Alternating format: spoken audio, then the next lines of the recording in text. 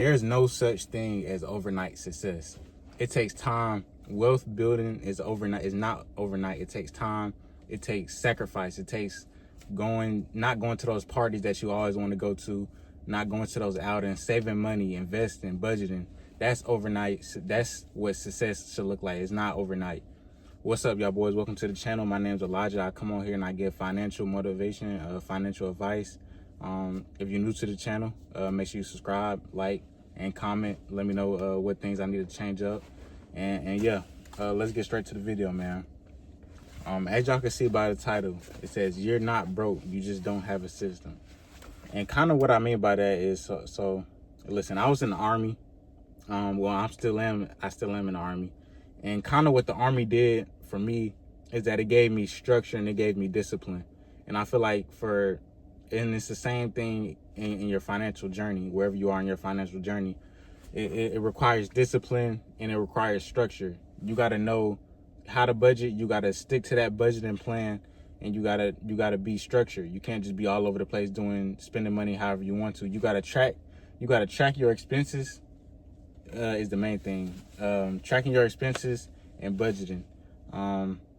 I say build a system, what works for you, whatever system works for you, whatever budgeting system works for you, whether that's you investing $100 to $500 of your paycheck every month. That's slow wealth, and that's how you build wealth. It is, like I said earlier, it's not gonna come overnight. These are the things that I feel like are important to success. And another thing I kind of want to talk about is a high yield savings account. A lot of y'all don't have a high yield savings account. Actually, I did in some research, is like 70% of America doesn't have $1,000 in their savings account. So be the one to get a high yield savings account and contribute at least 10 to 20% of your check inside your high yield savings account.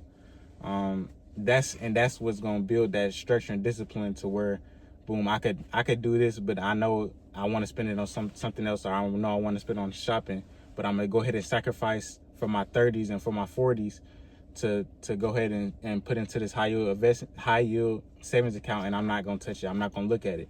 I'm not gonna look at any of my investments. I'm not gonna look at any of my assets. I'm just gonna let it build, let my money work for me, and I'm going by my day and make more money and do the same thing, rinse and repeat the same process. Another thing I kind of want to talk about is consistency. Yeah, you could do it once or maybe twice, but can you consistently make these investments? Can you consistently build wealth and do this for your future?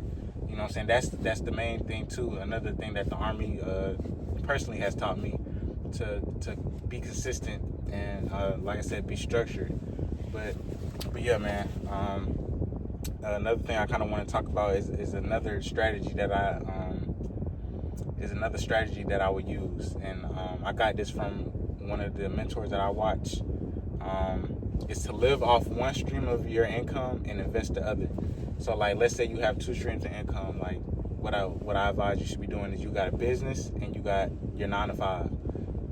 Live off your 9 to 5 and strictly invest your business income. That's kind of the strategy that I'm leaning towards right now, and that I'm working on, is living off one stream and investing the other. And all that is 100% into investment, stocks, and high yield savings. And I could just live off my Army money. I don't even have to touch my business money. Or it could be the other way around as well.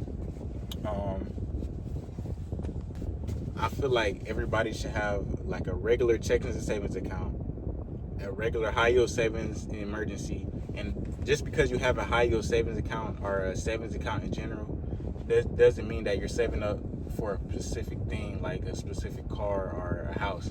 You can save, honestly, just to save, because there's going to be times that you never know that you need that emergency, and you got it, and you don't want to be there struggling, being like, oh, I gotta find some money from other places.